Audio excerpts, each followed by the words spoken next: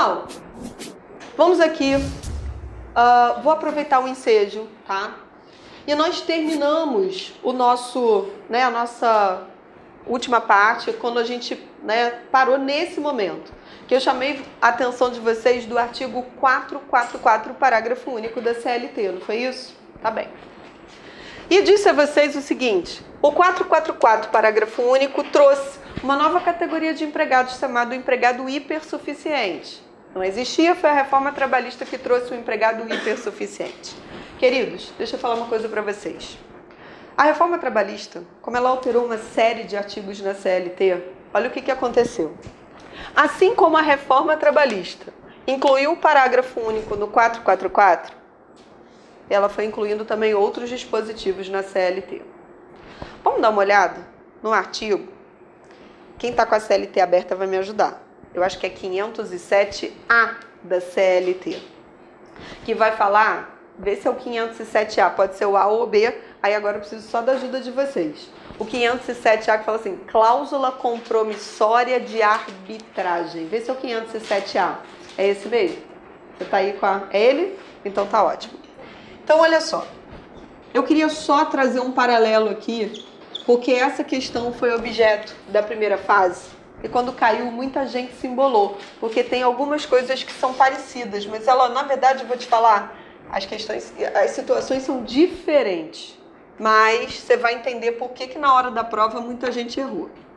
Assim como a reforma trabalhista trouxe o 444, parágrafo único da CLT, a reforma trabalhista também incluiu na CLT o artigo 507A da CLT. Então, um artigo novo que também veio com a reforma. Então, aqui, ó, assim como a reforma trabalhista incluiu o parágrafo único no 444, a reforma trabalhista trouxe um artigo novo, 507A. Falando o quê?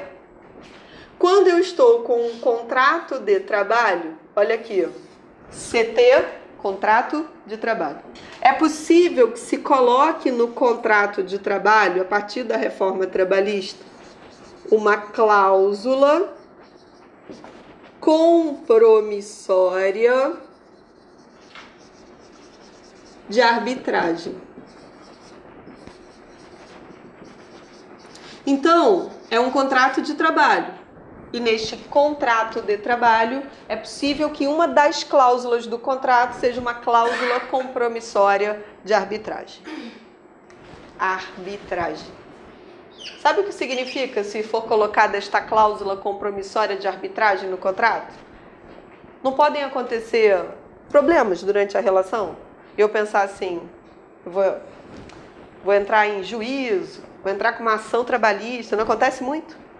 Só que aqui não se está falando em ir ao Poder Judiciário, aqui está falando de arbitragem.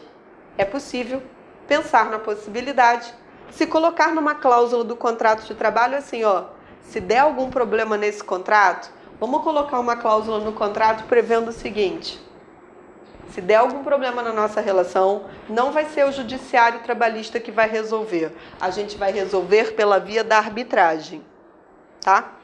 Agora, o 507A diz que isso só pode, ser feito. E olha o que vai ter que acontecer. Eu vou ter que olhar para o salário que aquele empregado recebe no mês.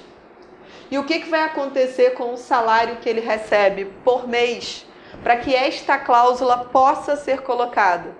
O salário tem que ter um valor superior a 2 vezes o teto dos benefícios previdenciários. Você percebeu que aqui aparece negócio de teto de benefício, que eu falei que já teto, como é que a lei fala? Limite máximo. Só que aqui também apareceu, mas é uma outra situação. Só que aqui, ó, lembra que eu falei para vocês? Valor igual ou superior. E aqui o que ele falou? Valor o quê? Superior, tá? Outra.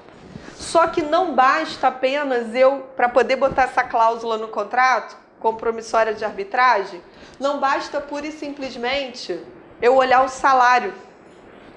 Para que isso aconteça, o empregado não pode ser obrigado a ter a inserção desta cláusula. Como é que essa inserção da cláusula acontece no contrato?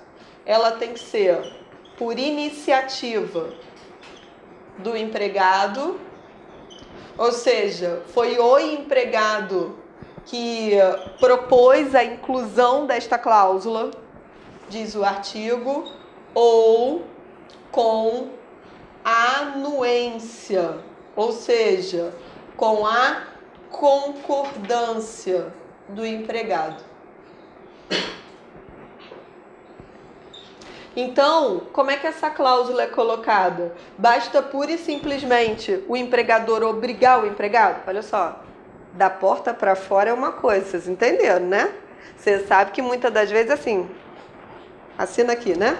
Mas eu não estou falando isso. Você, na hora da prova, você tem que lembrar, eu tenho que marcar aquilo que está escrito na lei. Ah, mas eu já vi diferente, vai acontecer diferente? Ok, da porta para fora, depois que você passar e tiver com a carteira na mão. Vocês entenderam o que é prova objetiva? Prova objetiva não vai perguntar para você assim, você já viu diferente? Não. Prova objetiva, quando você for marcar, ele vai querer que você marque aquilo que está escrito na lei, que você demonstre que você conhece a lei. Então, como é que acontece para que no contrato de trabalho possa ser colocada uma cláusula de arbitragem? Primeira coisa, eu tenho que olhar salário dele. O salário dele tem que ser superior a 2 vezes o teto dos benefícios previdenciários. Não pode ser imposta a colocação da cláusula. Ou vai ser por iniciativa do empregado, ou então, né, foi proposta pelo empregador a inclusão da cláusula e o empregado anuiu, consentiu, tá?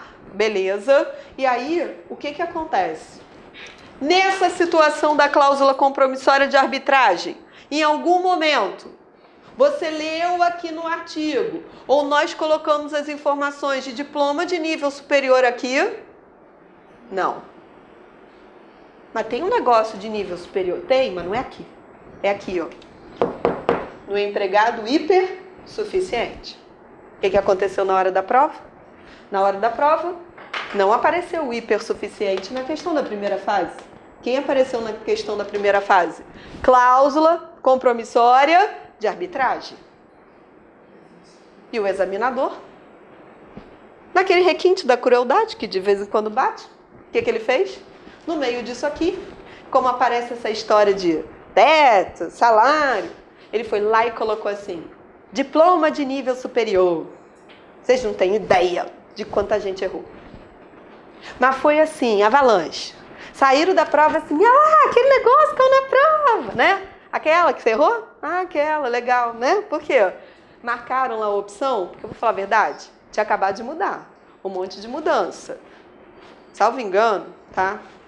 Foi logo na primeira prova que caiu logo a reforma, tá? E aí o que aconteceu? A questão veio, falou disso e no meio da história botou diploma de nível superior. Eles fizeram de propósito, né? Então, olha só, uma coisa é uma coisa, outra coisa é outra coisa.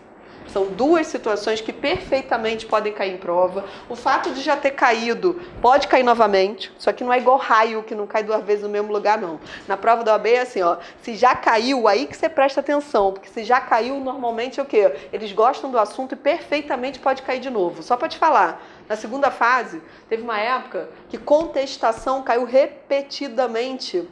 Tá? Caiu contestação como peça processual. Ó, então não vai cair de novo. Contestação. Ah, não vai cair de novo. Contestação. Você entendeu? Então eu já falo assim, ó. Na prova da OAB é diferente. É assim, ó. Se já caiu, presta atenção porque pode cair de novo. Então eu falo pra vocês. São duas coisas diferentes. Foram alterados pela reforma, incluídos pela reforma. Mas você tem que ver. A questão está falando deste empregado que é o hipersuficiente ou a questão está falando de cláusula compromissória de arbitragem? Hoje, quando você for pegar provas anteriores para resolver, quando você se deparar com essa questão, você vai lembrar. Você vai falar assim, poxa, é verdade. Eu tenho que deixar tudo bem, assim, organizado na minha cabeça para saber quem é quem na hora da história, do que se está tratando. Se é do empregado hipersuficiente ou se é da inserção no contrato de trabalho de uma cláusula compromissória de arbitragem. Você reparou que, na verdade, o que eu faço anotações no quadro são situações pontuais e que a gente vai colocando o que está na lei? Eu não inventei nada disso. Se você pegar o artigo, quando você for ler, você vai ver que essas informações, elas são extraídas do artigo. E aí, quando você fizer a leitura do artigo, você sedimenta tudo isso que a gente conversou, sabe, gente? Então, assim, faz diferença. Faz. Sabe quando eu falo para vocês que faz diferença? Faz sim. Por quê? Porque aí você está sedimentando. E aí você foi lá, você assistiu a aula, você fez suas anotações, a gente foi raciocinando junto e aí você leu do jeito como está na lei. Você está preparado. Quando você for fazer a questão, você começa logo a identificar as pegadinhas. Eu vou confessar uma coisa para vocês, tá? Vocês já devem ter percebido que já ganhei intimidade em 5 minutos, né? Então, assim, começou a aula, eu já estava amiga de infância de vocês, né? Então, vou lá, aí já vou falando, beleza. Aí tô dizendo assim, ó, para encerrar, eu sempre gostei de ler. Então, na hora que eu tinha que ler um livro de direito, quando eu ia estudar, eu gostava de ler pelo livro. Então, uma boa forma também para você escrever bem, ganhar vocabulário jurídico, é você ler. Então eu gostava de ler a matéria. Beleza, lia no livro. Qual é o melhor livro? Estudou por esse livro que é bom. Beleza. Na hora que eu tinha que ler a lei, eu não gostava de ler a lei. Por quê? Porque eu falava assim, lei eu não preciso na hora que eu preciso, eu vou lá e uso, consulto. Até que vinha a prova objetiva. Quando a prova era de escrever, gente, eu quase que escrevi um livro. Dava quase que para publicar. Tipo assim, beleza. Primeira corrente, segunda corrente. Uma maravilha. Vinha a prova objetiva. Essa é absurda. Essa daqui também. Aí você fica ainda aqui, sabe? Aquelas duas que você conhece, né? Aí você ficava assim. A primeira corrente... A segunda corrente, aí a cabeça da maluca com as correntes todas, eu ia pra prova, sabe como que eu falo? Arrastando as correntes. Já arrastou corrente na vida? Como é que é? Aí você vinha assim, eu arrastando as correntes. O que acontecia? Eu olhava pra questão e eu ficava assim, esta corrente defende o empregado, eu posso fazer não sei o quê. Essa corrente não sei de onde, eu falei, gente, depois que eu tiver com a carteira na mão, as correntes ajudam. Pra você marcar o X, elas só atrapalham. Então eu falava assim, Juliana, letra da lei, letra da lei. Aí nerd odeia quando não tira 10. Eu estava na faculdade, aí eu fui fazer uma prova. Aí eu fui lá, errei uma questão. Aí minha amiga virou e falou assim, que isso? Você errou essa questão? Você sabe muito mais direito do trabalho que eu. Você lê um monte de coisa, você sabe um monte de coisa. Eu virei à noite. Aí essa questão é letra da lei. Aí eu falo que ela fez o tratamento de choque, valeu para a vida inteira. Ela abriu a lei. Gente, eu me odiei. Sabe o que é odiar? Que era literalmente a letra da lei. Não era para eu ter perdido aquele tempo todo, nem para eu ter errado o raio da questão fácil, e eu errei porque era a letra da lei. Só que ela só leu a lei, então aquela questão, ela tirou uma nota até menor do que a minha, eu estou dizendo assim, mas na objetiva, a letra da lei, ela acertou. Gente, aquilo eu falei assim, ó, tá bom, tu me convenceu, a próxima prova tu vai ver só, eu vou comer essa lei que você vai ver só. Duvido que eu não acerte essas desgraças. Aí, sabe o que eu fiz? Tudo aquilo que eu já sabia que eu vinha estudando, eu agreguei com a leitura da legislação. Gente, vai por mim. Quando você olha a questão, isso aqui tá errado porque essa palavra não é assim. Aqui não é igual ao superior, aqui é superior. Aqui eu não sei o quê. A gente grava muito mais coisa do que a gente imagina, sabe? Então a gente acha que não vai lembrar, mas a gente lembra. Gente, as respostas quase que pulavam, sabe? Quase que a questão virava assim, me marca, eu estou aqui, sabe aquela coisa assim? Por quê? É o tipo de prova. A gente, assim, e não é que eu não estudasse, é que na prova objetiva eu não estudava da forma correta. Não é para ficar vendo um monte de corrente, não. Vai na letra da lei, ele quer aquela resposta. O que as correntes, as interpretações, claro que tem coisa que é doutrinária, nem tudo está na lei. Sabe? A gente sabe que isso acontece pontualmente, mas de um modo geral é ali, é o que está escrito na lei, é aquela palavra que está ali, é aquele detalhe. Aí tem uma súmula que interpreta aquilo ali, então cai a súmula. Eu estou falando isso para vocês, parece que é momento e historinha da vida, mas não é. É porque você está aí começando e trilhando sua caminhada. E o que eu estou falando para vocês é verdade. Quando eu internalizei que cada tipo de prova tem um jeito correto de estudar, eu falei assim, pronto, me convenceu. Prova objetiva, eu tenho que sentar e ler mesmo, porque faz diferença. Uma coisa é você pegar e falar assim, lê esse resuminho aí que não sei o quê. A outra é você pegar e ler os artigos correspondentes. Faz diferença, porque quando você só dá uma olhada mais ou menos, você também sabe mais ou menos. Só que a prova objetiva, ela exige de você o quê? Faz isso em direito constitucional, faz isso em ética, faz isso nas matérias. Quando você for olhar, você começa a fazer as questões com mais segurança. Já leu a Constituição? O que você tinha que responder? Várias vezes. Resposta. Já leu a Constituição? A pessoa nunca vai falar que não, tá? Ela já leu. Aí ela fala assim, algumas partes. Gostou? Claro, artigo 7º, né? 8º, 9º, é uma parte, não é? Não importa se é mínima, não importa se é grande. Aí você fala assim, né? Você não acha que no direito a gente tem que falar assim, claro, eu sei os artigos da Constituição, eu sei esse, eu sei aquele, não, eu sei, já li, sabe? Então, assim, eu falo isso brincando, por quê? Porque quando eu internalizei a importância... Vocês já repararam que eu quase não abro a lei? Eu vou falando com vocês e vai aparecendo, por quê? Às vezes, quando o artigo é novo, às vezes eu peço, dá uma olhada, não sei o quê. Por quê? Porque é uma forma que você começa assim, você tem a base, e dali você consegue, tendo a base, você vai criando suas interpretações. Queridos, nessa parte que a gente trabalhou até agora, tudo bem? Agora a gente vai para aqueles pontos mais assim, dei aquela chacoalhada em vocês, mostrei como é que o direito do trabalho está agora, mostrei para vocês como a reforma trabalhista já, quanta coisa que a gente foi mexendo aí da reforma. Só que agora a gente vai para alguns pontos tradicionais, lógico que a gente vai fazer de uma forma objetiva, tá? Como demanda esse tipo de estudo para vocês, mas agora a gente vai conversar um pouquinho sobre aquele que é empregado. Empregado urbano, empregado rural, empregado doméstico. Vamos lá olhar para aqueles que são empregados? Eu queria que vocês localizassem comigo o artigo 3º da CLT. O artigo 3º traz o conceito daquele que é empregado urbano. Artigo 3º da CLT, empregado urbano.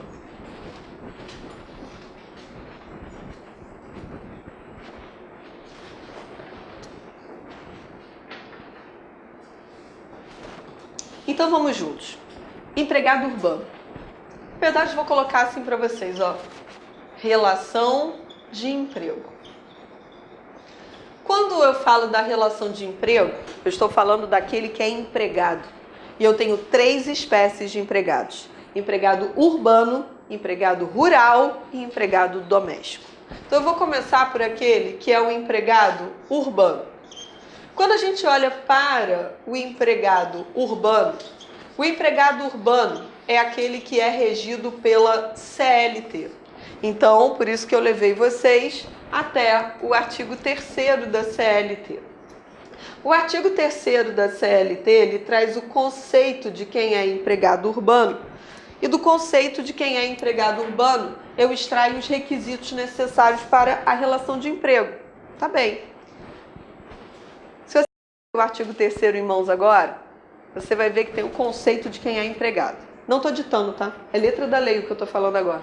Ele diz assim, considera-se empregado toda pessoa física que presta serviços de natureza não eventual a empregador, sob a dependência deste e mediante salário. É o conceito. E ele diz ainda que uma vez que esses requisitos estejam presentes, é o parágrafo único desse artigo, ele vai lá e fala assim, se os requisitos da relação de emprego estiverem presentes, não importa o quê? Se o trabalho dele é manual, se é intelectual, se é técnico, não importa o tipo de trabalho. Se os requisitos estiverem presentes, ele vai ser considerado um verdadeiro empregado. Na hora da prova, você olhou para o conceito. Vamos lá no conceito, tá? Que aparece no artigo 3º. E do conceito que aparece no artigo 3º, a gente vai extrair quais são os requisitos essenciais para uma relação de emprego. Então ele diz assim, considera-se empregado toda pessoa física. Então o próprio artigo diz que empregado tem que ser pessoa física. Ok. Quando alguém é contratado, aquela pessoa é contratada para trabalhar. Então a relação ela é o quê?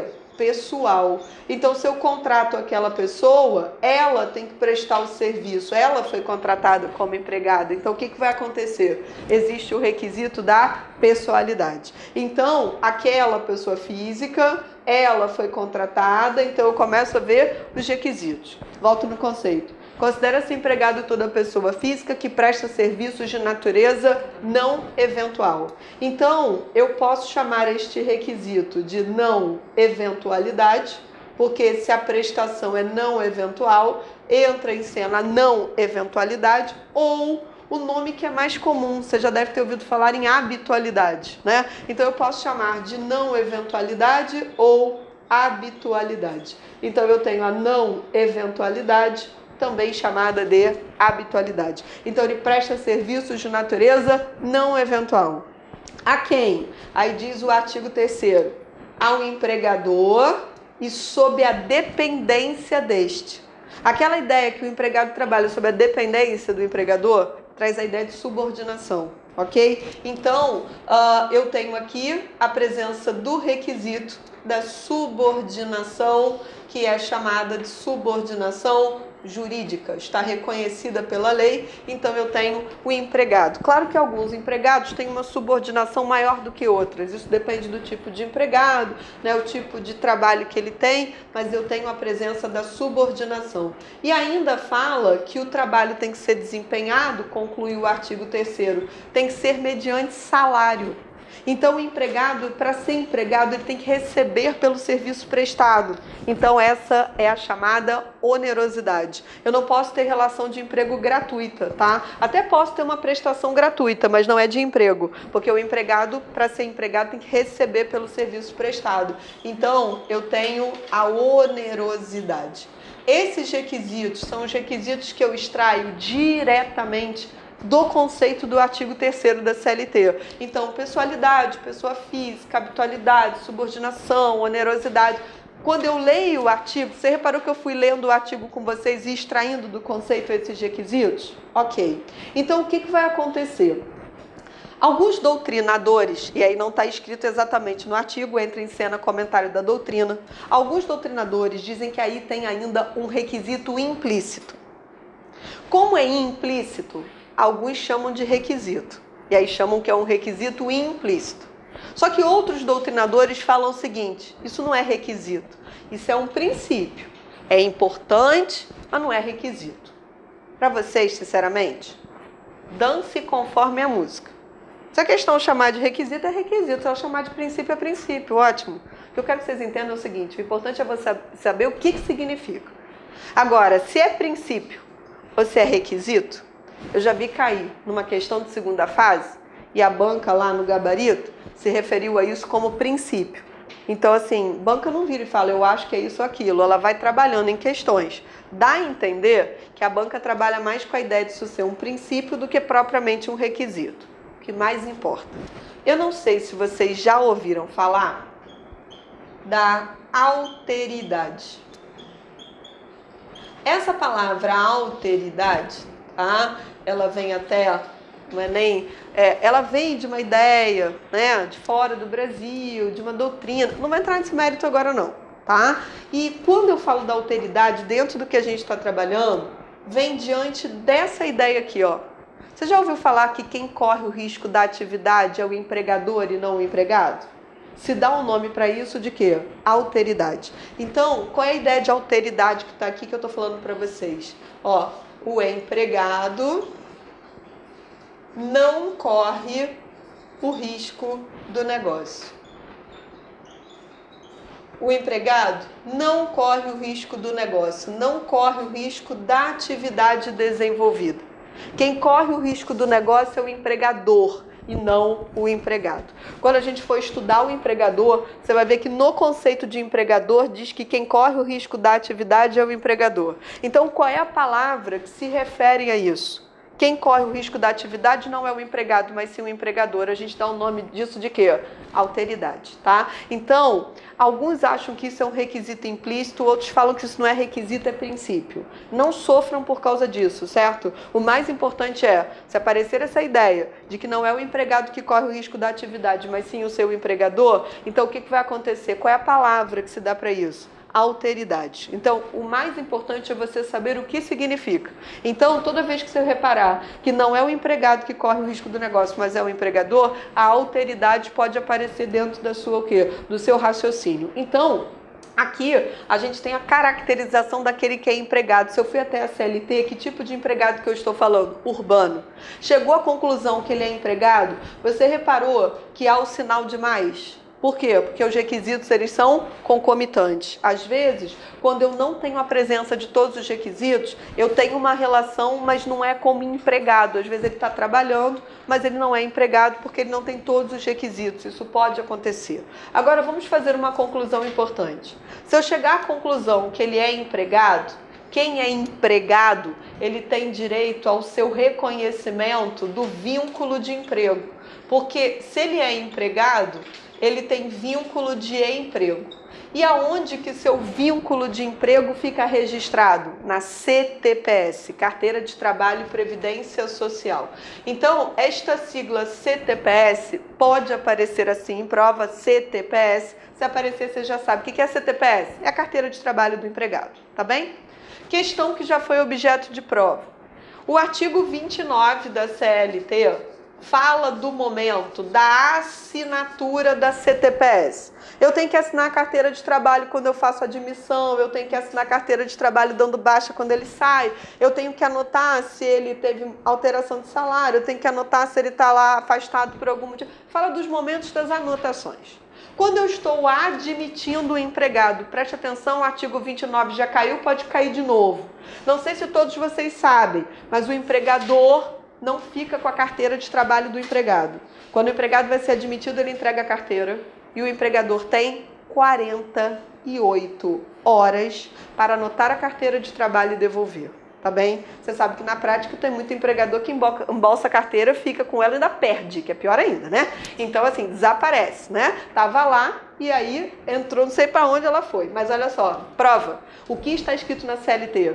A carteira de trabalho é entregue ao empregador e o empregador tem 48 horas para devolver a CTPS anotada. João, onde está isso que eu quero ler? 29 da CLT. Combinado? Agora, se é uma obrigação do empregador, que tem então o empregado, assinar a carteira, e não só assinar a carteira, dentro de uma empresa, quem é empregador sabe, quando eu tenho empresa, eu tenho que ter o quê? Livro de registro de empregados, tem que ter uma série de documentações, porque quando bate uma fiscalização, o que vai acontecer? Eles vão pegar toda a documentação. Você tem empregados? Quantos empregados? Cadê o livro de registro? Cadê não sei o quê? Beleza. Reforma trabalhista. Já havia uma punição para empregador que não registra carteira, não tem livro de registros, mas esses artigos, tá? Eles foram, vamos dizer, teve artigo que foi atualizado e outro que foi incluído. Você vai anotar e depois você vai complementar a leitura, porque dentro da ideia de anotação, mas aí não é exatamente da carteira, é a anotação de não ter registro de empregados. Os artigos que foram, o artigo 47 já existia, mas foi alterado, tá? E a reforma trabalhista incluiu o 47A da CLT. Então, quando você for estudar esse tema, aproveita e passe os olhos não só no 29, mas também no 47 e no 47A. Por quê? Porque tem multa, essa multa não vai para o bolso do empregado, é penalidade administrativa, mas o empregador tem que pagar. Por quê? Porque ele não reconheceu o vínculo, porque ele não teve livro de registro de empregados, uma série de coisas. Como os artigos foram alterados e incluídos com a reforma, fica aí então para você complementar, passar os olhos, então você já sabe que são penalidades pelo não reconhecimento do vínculo, né, efetivamente como deveria ter. Beleza. Ju, já sei que você é empregado, ele tem vínculo de emprego reconhecido, mas aonde estão os direitos constitucionalmente garantidos para aqueles que são empregados urbanos? O que eu comecei a falar logo na aula, logo no início? Lembra da Constituição?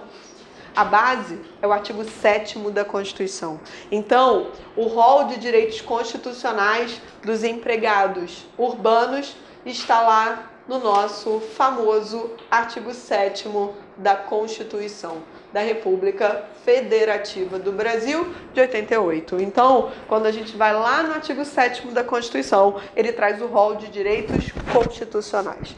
Esse empregado que apareceu aqui é o empregado urbano, regido pela CLT. Mas nem todo empregado é urbano. Se nem todo empregado é urbano, o que vai acontecer? Eu tenho empregado urbano, eu tenho empregado rural, eu tenho empregado doméstico. Antes da gente falar dos outros empregados, eu vou aproveitar e vou fazer o seguinte com vocês. Quando eu olho aqui para este requisito essencial da relação, não eventualidade, também chamada de habitualidade. Queridos, antes da reforma trabalhista, quando eu olhava para uma situação e falava assim, você não vai conseguir o vínculo de emprego, porque você não tem habitualidade. Isso continua existindo mesmo após a reforma. Regra geral é desse jeito. A regra geral, a habitualidade, também chamada de não eventualidade, continuou sendo um requisito essencial da relação, certo? Mas o que mudou com a reforma? A reforma trabalhista, aí eu vou botar aqui. O que a reforma trabalhista fez? Ela criou um tipo de contrato que não existia antes da reforma. E esse tipo de contrato, não sei se todos já ouviram falar, por isso que a gente está tocando no assunto, aproveitando. O que a reforma trabalhista fez foi, criou um contrato de trabalho, é contrato, então ele é empregado, mas um contrato de trabalho chamado de intermitente.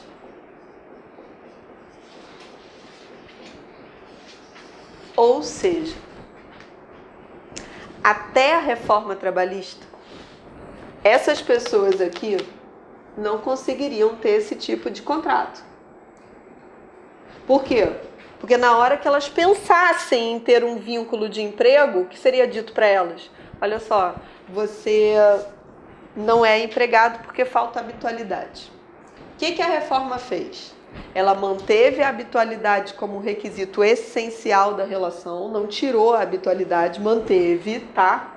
Só que fez o seguinte, criou a possibilidade de um contrato especial de trabalho, chamado contrato intermitente.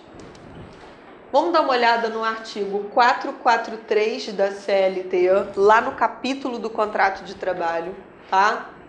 E o caput do 443, ele diz como que o contrato de trabalho pode se formar. E aí ele diz, contrato de trabalho pode ser tácito, pode ser expresso, pode ser verbal, pode ser escrito, pode ser determinado, pode ser indeterminado e pode ser intermitente. O que a reforma trabalhista fez? Criou um tipo de contrato que antes a gente nem podia imaginar. Então, quando fala como o contrato pode se formar, trouxe o contrato intermitente. Ju, não estou entendendo que contrato é esse. Tá bem. Então, o próprio 443, além do caput, o parágrafo 3º traz o conceito do contrato intermitente. Primeira coisa, o contrato intermitente, eu quero que você imagine a palavra intermitente. Olhe para a palavra. O que é uma coisa intermitente? Acontece, não acontece, acontece, não acontece. Não é assim o intermitente? Então, olha só. O que é o contrato intermitente? Quando você chegar no parágrafo 3º do 443, ele vai dizer assim, contrato de trabalho. Então, ele é empregado. Primeira coisa, o contrato intermitente, ele é empregado. Tem subordinação, ele é subordinado, ou seja, ele é empregado. Mas o que é diferente no contrato intermitente? Olha a palavra intermitente, para não esquecer nunca mais. Acontece, não acontece, acontece, não acontece. O que é o contrato intermitente? Tem horas que ele trabalha e tem horas que ele não trabalha. A intermitência, quando você olhar aqui, vai estar escrito assim, ó. Tem períodos de atividade e inatividade. Então, ele é subordinado, ele é empregado, ele tem carteira assinada, ele tem direitos trabalhistas, mas o que é diferente daquela relação comum que continua existindo? É que quem aceitar o contrato intermitente já sabe, tem hora que trabalha e tem hora que não trabalha. Como é que está lá no artigo? Tem períodos de atividade e de inatividade. Tá? E eu vou dizer mais. O período de inatividade, quando ele não estiver trabalhando, ele não recebe. Então, ele aceita esse tipo de contrato e ele vai ganhar pelo que trabalhar. Aí você vai e fala assim, mas eu vou trabalhar quando? Qual é meu horário de trabalho? Sabe aquela coisa? Sabe qual é a ideia do contrato intermitente? Quando eu precisar de você, eu te chamo. Antes da reforma, essas pessoas jamais conseguiriam vínculo. E a regra continua sendo essa. Porque se você olhar para esse negócio de trabalha ou não trabalha, trabalha eu precisar, eu te chamo. Você concorda que mexe com a habitualidade? Por isso que eu estou chamando a atenção. A habitualidade continua sendo um requisito geral do contrato normal de trabalho. Mas eles criaram um tipo de contrato chamado contrato intermitente. Se ele é um contrato todo especial, vamos para um raciocínio jurídico importante. Eu presumo que o contrato é intermitente? Nunca. Esse tipo de contrato ele tem que ser o quê? Expresso. Quem aceitar trabalhar tem que expressamente estar ciente que o contrato dele é o quê? Intermitente. Porque ele já sabe. Tem hora que ele trabalha, tem hora que ele não trabalha. Vou trabalhar quando? Quando eu precisar de você, eu te chamo. Ju, como é que isso funciona? Para instrumentalizar o contrato intermitente, existe o artigo 452A da CLT. Então, para instrumentalizar o contrato intermitente, artigo 452A da CLT. Então, vamos lá. Então, eu fui do 443, caput, parágrafo 3º, fui lá no 452A. Primeira coisa que eu falei para vocês. O contrato de trabalho intermitente, no contrato de trabalho dele, tem que estar o quê? Expresso que o contrato dele é intermitente. Vai estar expresso? Vai estar o quê? Escrito.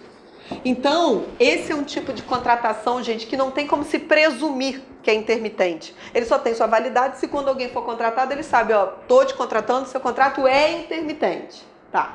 E o contrato intermitente, o que acontece com ele? Tem hora que ele trabalha, tem hora que ele não trabalha. Tá. Então, você vai lá no 452A, parágrafo 1º. Ju, como é que eu vou saber quando que eu tenho que ir trabalhar? O que está escrito no parágrafo 1º do 452A? O empregador vai ter que comunicar ao empregado quando precisar dele. E o que está escrito no parágrafo 1º do 452A?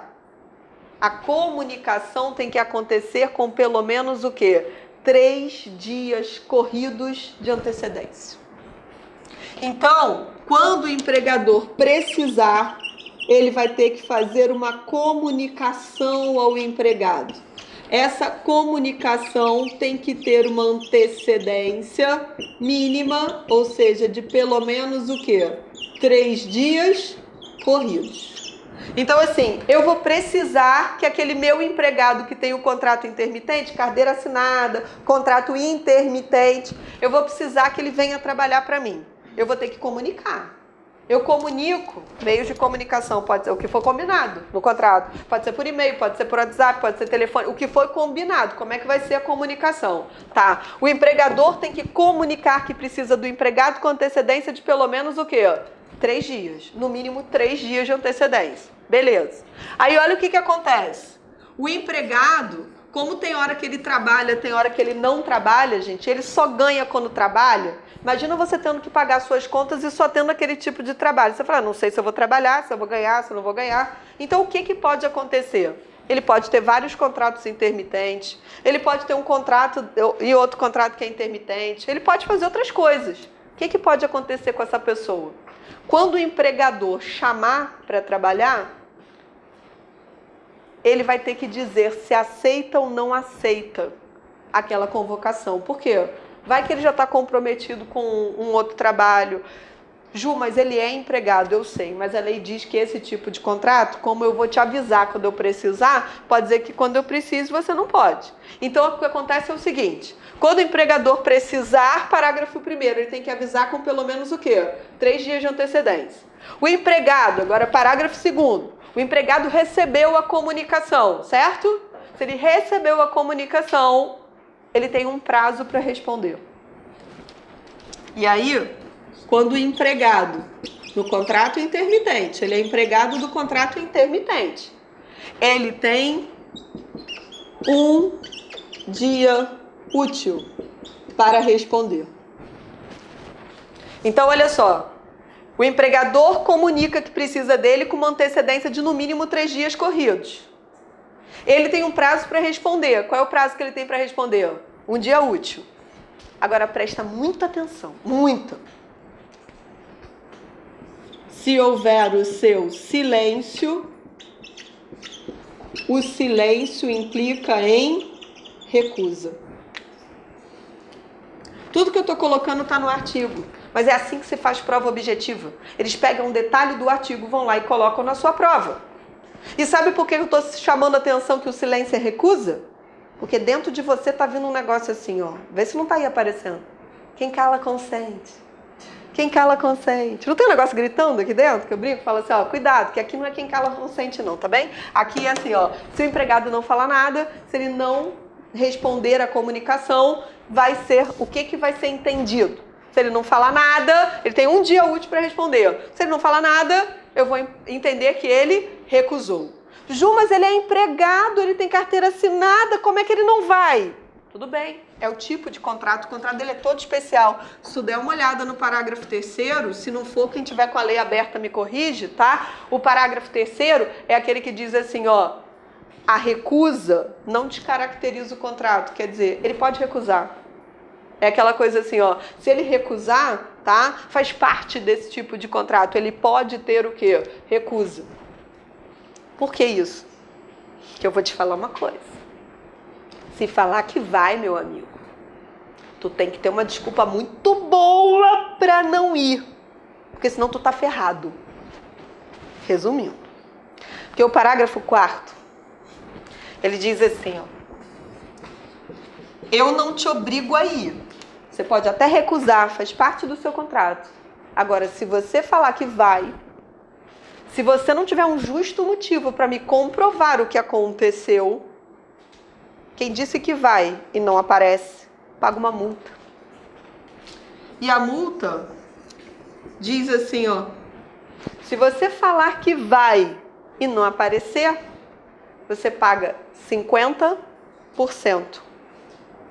do que você ganharia se você tivesse ido. Olha a multa.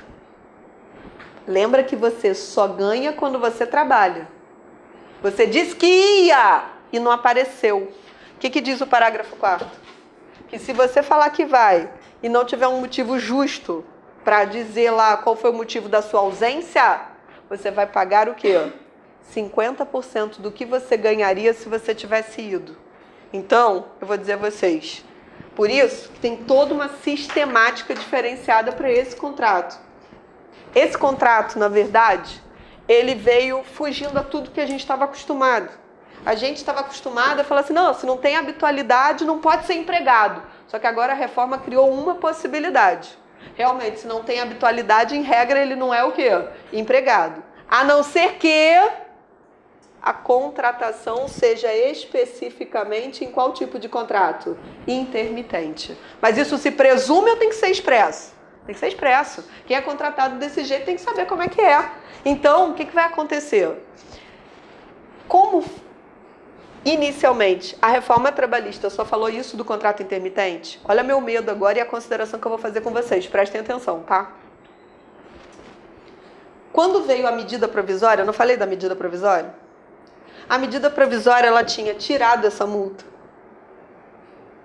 A medida provisória tinha incluído um monte de artigo na sequência, porque eu só vou falar do 452A. Por quê?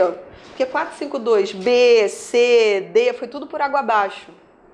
Então toma cuidado quando você for estudar, porque se você pegar seu material e tiver assim, ó, 452B, 452C, D, um monte de coisa, eu vou falar pra vocês, ó, medida provisória. Então isso aí só produziu efeitos naquele período da medida, caiu por terra. E a medida provisória não cai na prova de vocês. Então o que aconteceu? Eu tenho que voltar ao que estava no momento da reforma. Eu não falei isso para vocês que vai acontecer em vários momentos? Por quê? Porque eu não falo isso. E já aconteceu. Eu não falo isso, aí você vai lá e estuda. Daqui a pouco vem uma pergunta assim.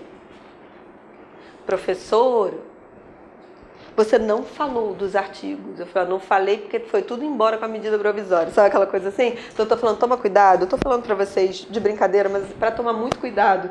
Porque o que veio com a medida provisória não cai na prova de vocês. Aí você vai lá, professora, está escrito aqui que este parágrafo que fala da multa foi revogado. Eu falei, ó, tinha sido mesmo. pela medida provisória. Mas como a medida provisória caiu, volta ao texto anterior. Então, assim, esse exercício é necessário, porque a medida provisória, como ela não foi convertida em lei, tem que tomar cuidado que algumas coisas que foram alteradas pela medida, elas caíram por terra depois, certo? Então, olha só, eu continuo tendo a habitualidade ou não eventualidade como requisito geral da relação. Agora, foi criada a possibilidade de um contrato especial, chamado contrato de trabalho intermitente. Ficou claro isso? Não é que acabou a habitualidade, isso aqui é regra geral. Isso aqui é um contrato especial e todo restrito. Ju, então olha só, o que mais que eu sei do contrato intermitente? Eu falei, olha, o contrato intermitente do jeito que ele está aqui, vale muito no mais do que foi o quê? Pactuado. Mas eu vou dizer a vocês, empregado ele é, direitos trabalhistas ele tem, mas vai ser proporcional ao tempo, obviamente, que ele trabalhou. Então, assim, são cálculos mais chatos de fazer, porque tudo é na proporcionalidade dos dias trabalhados. Mas ninguém vai mandar você fazer cálculo, ninguém vai te perguntar isso, é só para você entender. Ele é empregado, ele tem carteira assinada, mas ele tem um contrato todo diferente. Por isso, ele tem toda uma pactuação do contrato intermitente. E vale muito o que foi combinado, porque como não tem, as regras que eles tinham acrescentado, a medida provisória caiu, então fica muito fruto do quê? É o que a lei fala, é isso aqui que você está olhando, e no máximo tem lá o que foi combinado entre as partes para valer algumas outras coisas ali, além dessas. Esse é o contrato de trabalho intermitente, certo? Mas e daí qual é a validade dela? Porque na realidade, digamos que ele chame e ele não vem trabalhar, tá? Daí ele já está em outra atividade, fazendo outros contratos como ele tem o direito. Na verdade... Mas daí não tem término nesse contrato? Quando você for olhar, tem só mais alguns outros parágrafos que vão falando. Salvo engano, eu acho que tem um que ainda está valendo dentro do 452. Vê se tem dentro de um parágrafo. 452 tem outros parágrafos, não tem? O 452A? Eu acho que tem um que fala que se ele não for chamado dentro de... É o quê? Um ano? Tem um prazo que fala... Não será considerado tempo de exposição? Não, é um que fala que se ele não for chamado dentro de um período... Nono, o que fala no parágrafo do 452A? É mais ou menos. Ele fica, mas se ele ficar muito tempo sem ser chamado, o próprio artigo, porque eu não vou conseguir ler todos os parágrafos, mas o que está aí, eu chamei a atenção de alguns pontos. Esse 452A, ele fala se tiver um período de inatividade de 12 meses, e aí depois ele não é chamado, coisa e tal, aquele contrato ele acaba caindo por terra. Porque, quando eu precisar eu te chamo. Aí passa um tempão, ele não me chama, e aí se passar um período de inatividade grande aí, de 12 meses, aquele contrato acaba terminando. Mas olha só, eu só não vou conseguir ler todos os parágrafos. Então, quando vocês forem estudar, complementem o 452A. E aí, mais alguns detalhes ali ele vai trazendo, mas eu não vou conseguir trabalhar com todos eles, tá? Mas a lei ainda fala sobre isso, sim. Outra coisa. Requisitos da relação de emprego. Pessoa física, pessoalidade, não eventualidade, subordinação, onerosidade. A gente não foi falando disso? Tá. Aí eu queria aproveitar e falar disso aqui, ó. Subordinação. O empregado está subordinado às ordens do seu empregador. Quando eu falo em subordinação, o que vai acontecer na subordinação? Eu vou levar vocês ao artigo 6º da CLT. Quando se fala em subordinação, vou aproveitar o gancho agora no requisito da subordinação. E ao falar de subordinação, vai entrar em cena o quê?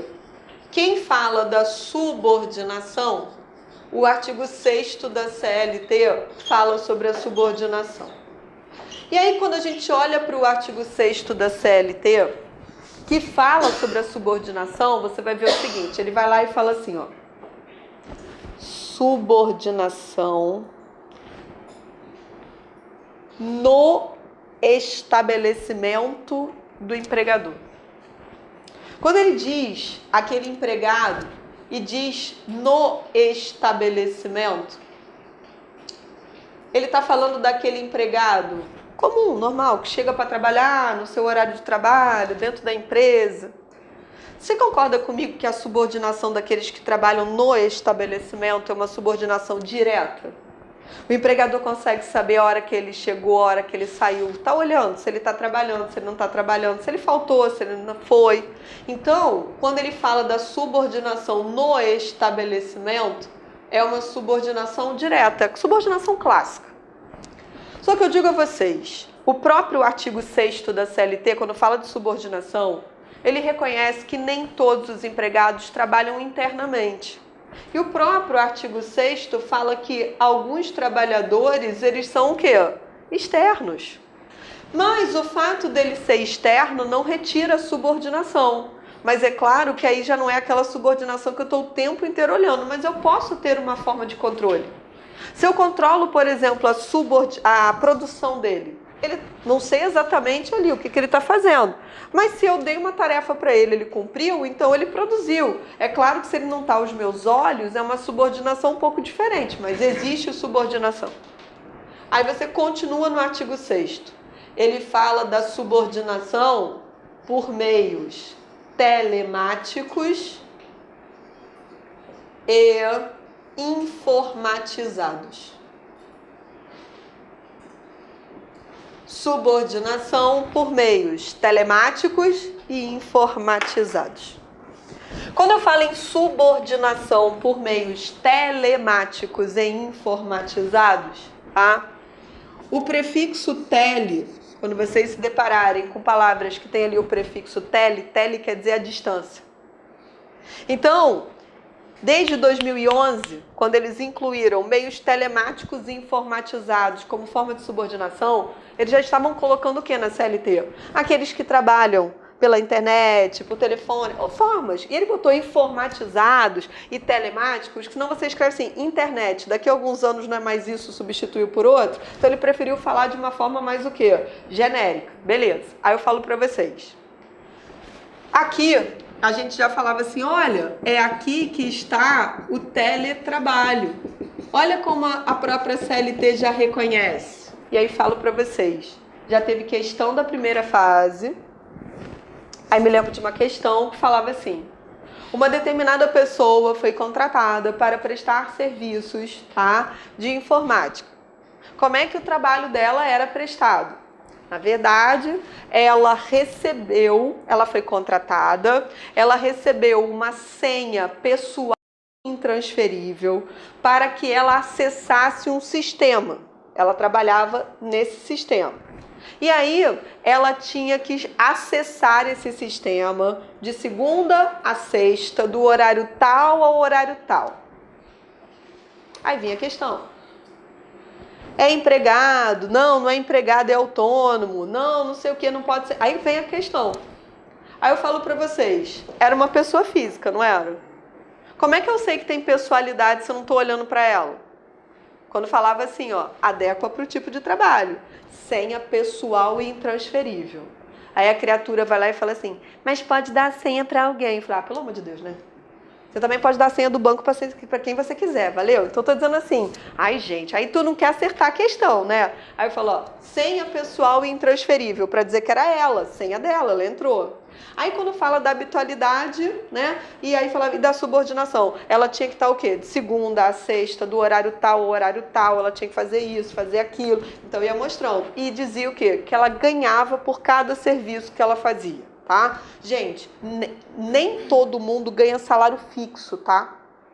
Tem salário fixo, mas também tem salários que são variáveis. Então tem gente que ganha por produção, tem gente que ganha por comissão. Então não tem problema. Mas desde que a Constituição, lá no artigo 7º, diz assim, aqueles que têm um contrato que é totalmente variável, né, porque não tem um fixo, fica garantido para essa pessoa que pelo menos ela ganha o que no final do mês? Um salário mínimo. Pelo menos é uma garantia constitucional. Voltando para cá. Então essa questão, todos os requisitos da relação de emprego estavam presentes, só que ela prestava o seu trabalho como? Na internet, coisa e tal. Mas essa é uma realidade. Quantos escritórios hoje, né? Não estou falando só de direito, enfim, mas uma realidade que pode acontecer no futuro bem próximo. Mas muitas atividades hoje nem têm espaço físico. Quando eles precisam, eles alugam algum espaço, eles se encontram. Tem uma salinha desse tamanho para um monte de empregado que trabalha, porque nem todo mundo está lá trabalhando, enfim. Então, o que aconteceu?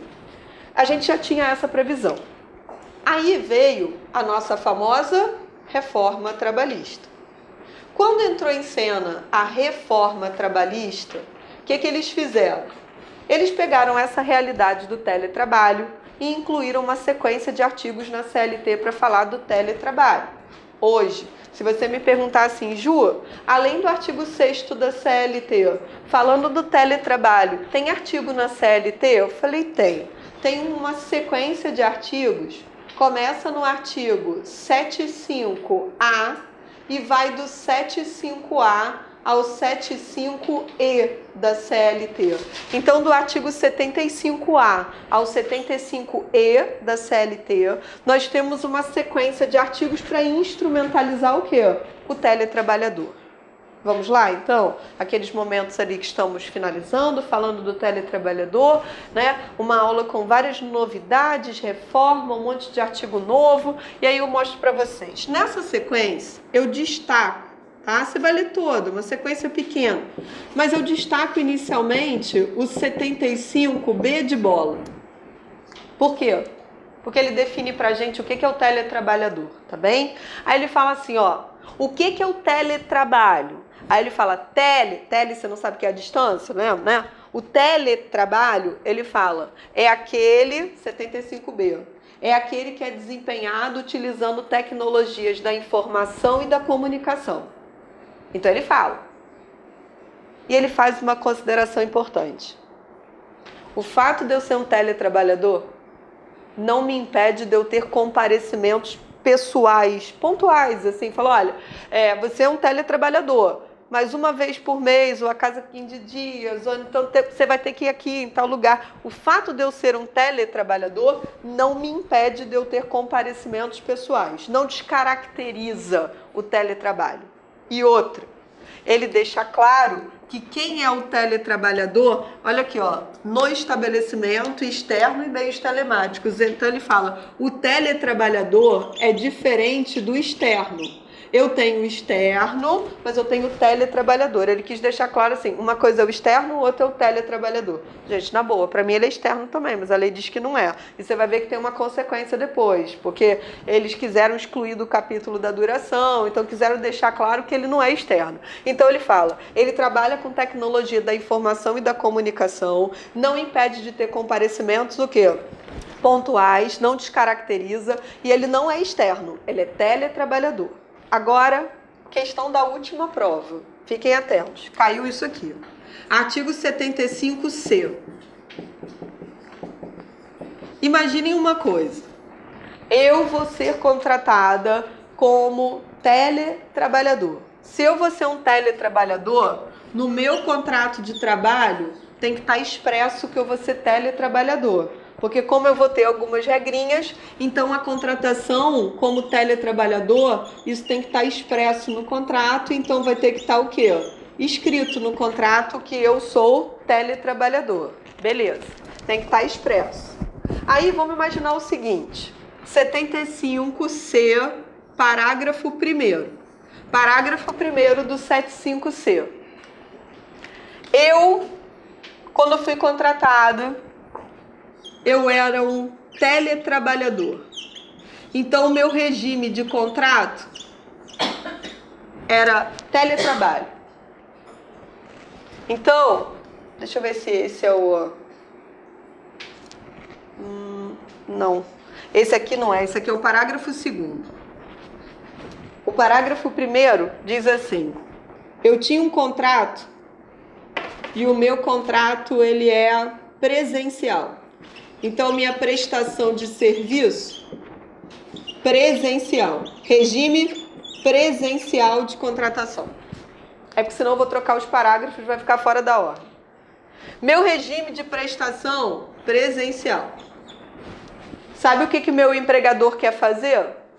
O meu empregador quer me tirar do regime presencial e ele quer me trocar para que eu exerça o meu trabalho na modalidade teletrabalho. O que a lei exige para você tirar o seu empregado que trabalha no regime comum presencial e você trocar a prestação de serviço dele para um teletrabalho? Diz, ó, isso aqui tem que acontecer por mútuo acordo. Então, o que significa mútuo acordo? O empregado precisa o quê? Concordar com esta alteração, tá? E vai ter que acontecer um aditivo contratual. O que vai ser o aditivo contratual? Lembra que quem é contratado na modalidade teletrabalho tem que estar escrito no contrato, que é teletrabalhador? Então, diz assim, tá, criei um capítulo para o teletrabalho. Então, eu quero pegar o meu empregado, que é presencial, e quero fazer ele passar a trabalhar no regime do teletrabalho. Beleza. Então, ó, depende de mútuo acordo, ele tem que concordar e vai ter que ter um aditivo contratual para ficar registrado o quê? Essa modificação que agora ele é um teletrabalhador. Beleza. Agora vamos para uma situação ao contrário, que aí é o parágrafo 2º, que foi o que foi objeto da última prova. Ele é um teletrabalhador. Então, quando eu contratei, ele trabalha na modalidade teletrabalho. Então, eu fiz o contrato dele, deixei expresso no contrato de trabalho dele que a modalidade de trabalho dele vai ser o quê? Teletrabalho. Agora, imagina então o contrário, né? Ele é um teletrabalhador e agora eu quero trocar o contrato dele de teletrabalhador para um regime o quê? Presencial de trabalho. Então agora é o contrário. Ele era do teletrabalho e agora eu vou querer que ele trabalhe de forma presencial. Nesse caso aqui, independe se o empregado concorda ou não. Tá? Foi questão da última prova. Isso aqui... basta que haja determinação do empregador. Se o empregador determinar que não vai ser mais teletrabalho e vai ser presencial, o empregador, independe se o empregado concorda ou não concorda, a regra que foi colocada foi, basta determinação do empregador.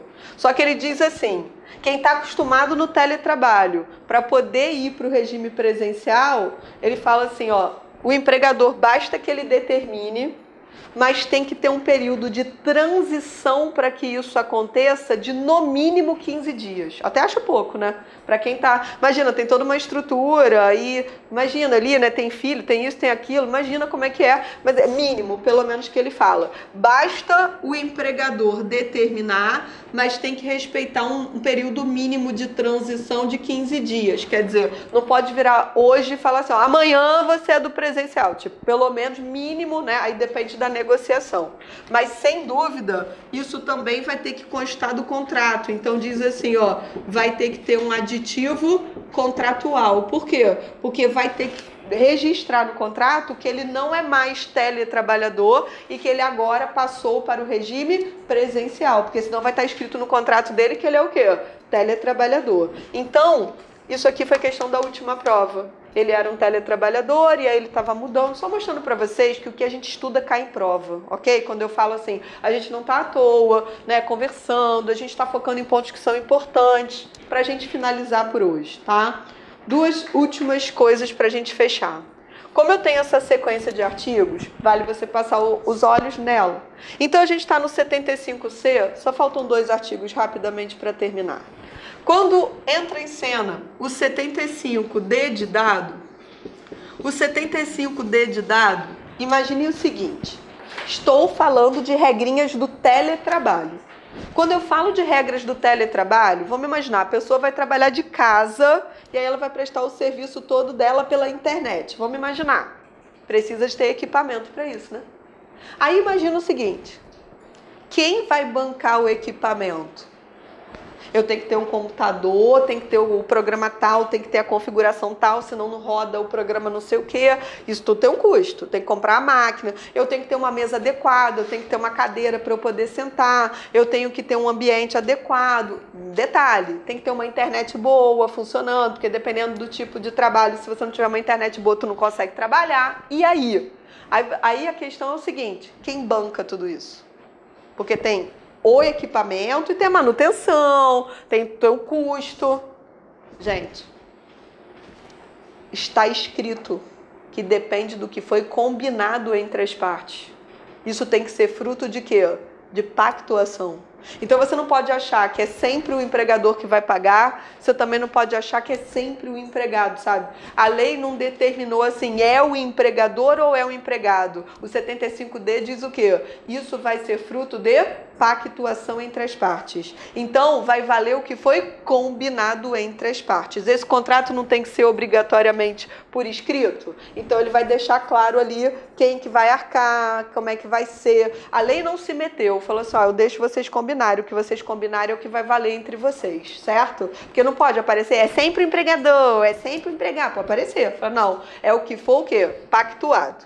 E aí o 75E, ele termina essa sequência e ele fala que o empregador, ele vai ter que mostrar para o empregado todos os procedimentos que ele vai ter que adotar. Por quê? Falou, olha, empregado, assim, olha, você tem que ver que você está trabalhando em casa, mas você tem que ver sua postura, você tem que tomar cuidado, seu ambiente tem que ser favorável ao seu trabalho. Ele tem que mostrar ao empregado, né, efetivamente, a forma como ele deve se portar. Por quê? Porque diz lá, ó, o empregado recebe todas as instruções do empregador e é responsabilidade dele que ele vai o quê? Que ele vai assumir aquilo ali, porque a gente sabe muito bem, né? Que a gente tem o quê? Você já reparou quando você tem que ficar estudando? Que postura desgraçada que a gente fica, gente. Eu não sei vocês. Eu começo a ler. Aí eu começo toda bonitinha. Daqui a pouco eu fico de saco cheio. Boto o pé em cima da mesa. Daqui a pouco eu já tô o quê? Aí eu tô toda errada. Aí dobro a perna. Quando vejo, não consigo nem levantar. Por quê? Porque a perna já não responde mais, né? Já tá lá toda dormente, porque eu estudo errado, trabalho errado. Então isso. Aí você vai lá, sua coluna vai pro brejo. Daqui a pouco você vai o movimento errado de não sei o que. Quando você vê, tem um monte de coisas. Então, falou assim, ó, o empregador instrui e o empregado se responsabiliza por cumprir todas essas determinações. Então, o que eu fiz com vocês? Não só eu falei do empregado urbano, mas eu já fui aproveitando e fui trazendo o quê? Contextualizando situações recentes. Vamos combinar uma coisa? Hoje a gente encerra por aqui. Quando a gente, na próxima aula, seguir na sequência, aí eu vou falar, ó, do empregado rural, do empregado doméstico, aí eu vou concluindo com vocês tudo isso que a gente começou. Mas por hoje, uma coisa vocês não podem falar, que não teve conteúdo na aula de hoje, viu? Então vocês já têm muita coisa para vocês se divertirem. E aí, se vocês derem uma olhadinha na última prova, vocês vão poder visualizar, olha quantas coisas que a gente trabalhou hoje, se vocês olharem tipo o último exame, quantas coisas que eu fui mostrando para vocês que já foram objeto de prova. Tá bom, queridos? Beijo grande, bons estudos e até nossa próxima aula.